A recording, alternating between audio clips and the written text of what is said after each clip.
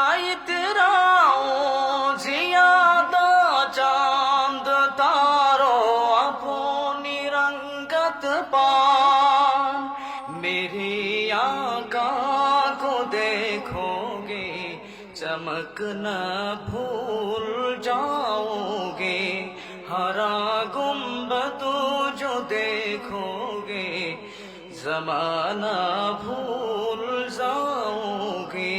সাহাবায়ে কেরামের মধ্যে একজন সাহাবী একেবারে খাটো ছিল, কালো ছিল, হাত পা গুলো মোটা মোটা ছিল। আমাদের সমাজের মধ্যে যদি একজন অসুন্দর ছেলে থাকে, বলেন ওই অসুন্দর ছেলেকে আমরা যখন স্কুল কলেজে পড়ি, ওই অসুন্দর ছেলেকে আমরা ব্যঙ্গ করি কি করি না? আওয়াজ জোরে দিয়ে বলেন, করি কি করি না? ওই জমানার মধ্যে এমন একজন সাহাবী ছিল যার নাম ছিল সাদ সালামি।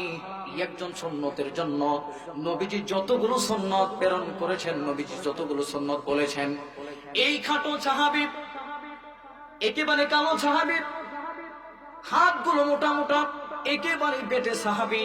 ওই সাহাবীর মধ্যে এমন একটা গুণ ছিল না, সাহাবী শুধু রাত্র যায় দিন যায় অতিক্রম হয়, শুধু চোখের পানি ফেলায়, চোখের পানি ফেলায় আর কান্না করতেছেন। নবীজি সাল্লাল্লাহু আলাইহি সাল্লাম একদিন সাহাবায়ে কেরামদেরকে বয়ান করতেছেন, এমন সময় নবীজি সাহাবীকে ডেকে জিজ্ঞাসা করছেন, তালহিনা সাদ, সাহাদে যে এদিকে আসো।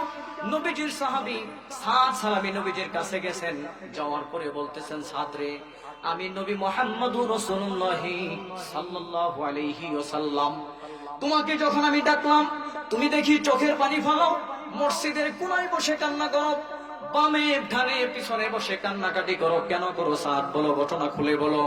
নবীজির সাহাবী, কালো সাহাবী সাদ সালামী বলে, ইয়া রাসূলুল্লাহ, এই মদিনার মধ্যে আমি কালো সাহাবী, আমি খাটো সাহাবী, আমার সৌন্দর্য নাই, একেবারে বেটে সাহাবী, আমার হাত পা গুলো ফাটা ফাটা, একেবারে কুৎসিত কালো সাহাবী, আমি মানুষের কাছে কথা বলতে পারি না, মানুষ আমাকে ব্যঙ্গ করে।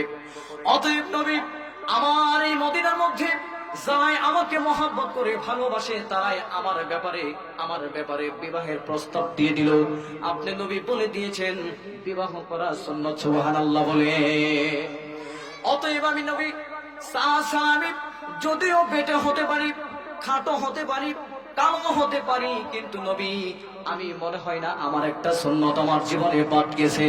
নবী মুহাম্মদুর রাসূলুল্লাহ সাল্লাল্লাহু আলাইহি ওয়াসাল্লামকে বলতেছেন, সাদরে তুমি টেনশন করো না, তুমি কালো হয়েছো সমস্যা নাই, বলো তোমার ব্যথাগুলো বলো। নবীজির সামনে ব্যথাগুলো বলতেছেন, ইয়া রাসূলুল্লাহ, এই মদিনার মধ্যে যত মেয়ের ব্যাপারে আমার বিবাহের আওয়াজ আসছে, সব লোকে যখন আমাকে দেখার জন্য আসছে, আমার চেহারা দেখার পরে তারা দ্বিতীয়বার আমার বাড়িতে প্রস্তাব আনে না।